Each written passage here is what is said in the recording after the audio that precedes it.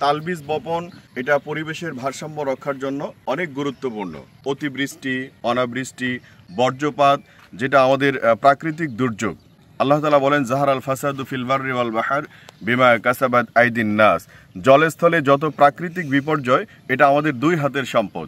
আলহামদুলিল্লাহ, আমরা মেলান্দহের চাকদহ চরপাড়া বন্দে তালবীজ বপন শেষে ভাই ব্রাদার মিলে একটু মুড়ি ভর্তা খাওয়ার জন্য একত্র হয়েছি।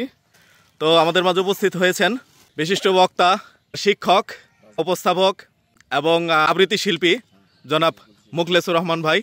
ওনার কাছে যদি একটু শুনতে চাই যে আমাদের এই ফজরের পরে সকালে তালবীজ বপন এটা আমাদের ইসলামের দৃষ্টিতে এবং স্বাস্থ্যের জন্য কেমন।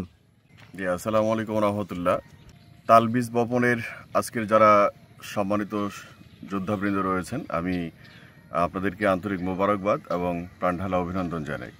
আপনারা জেনে অত্যন্ত আনন্দিত হবেন। Early to bed and early to rise make a man healthy, wealthy and wise. সকাল সকাল ঘুমোতে যাওয়া এবং সকাল সকাল ঘুমের থেকে ওঠা একজন মানুষকে সম্পদশালী, স্বাস্থ্যবান এবং জ্ঞানী করে তোলে।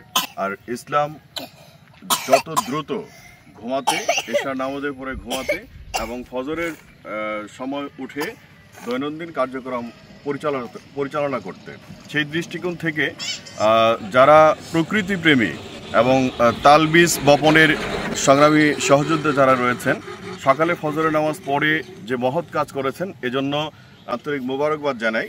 পাশাপাশি তালবীজ বপন এটা পরিবেশের ভারসাম্য রক্ষার জন্য অনেক গুরুত্বপূর্ণ। অতিবৃষ্টি, অনাবৃষ্টি, বজ্রপাত যেটা আমাদের প্রাকৃতিক দুর্যোগ। আল্লাহ তাআলা বলেন, জাহারাল ফাসাদু ফিল বাররি ওয়াল বাহর বিমা কাসাবাত আইদিন নাস। জলস্থলে যত প্রাকৃতিক বিপর্যয় এটা আমাদের দুই হাতের সম্পদ। আর এই প্রাকৃতিক বিপর্যয়গুলো আমরা গাছ কেটে এবং বিভিন্নভাবে পরিবেশ দূষণকারী বস্তুগুলো, পরিবেশ দূষণের মাধ্যমে আমরা প্রতিনিয়ত আমাদের এবং দেশের ভবিষ্যৎ প্রজন্মের ক্ষতি করে যাচ্ছি। এজন্য সবাই মিলে আমরা তালবীজ বেশি বেশি বপন করব, প্রাকৃতিক দুর্যোগ থেকে দেশকে এবং আগামী প্রজন্মকে রক্ষা করব। আল্লাহ তাআলা আমাদের এই মেহনতকে কবুল করুক। সকলে বলি আমিন। আসসালামু আলাইকুম ওয়া রাহমাতুল্লাহ। ওয়ালাইকুম আসসালাম, ধন্যবাদ।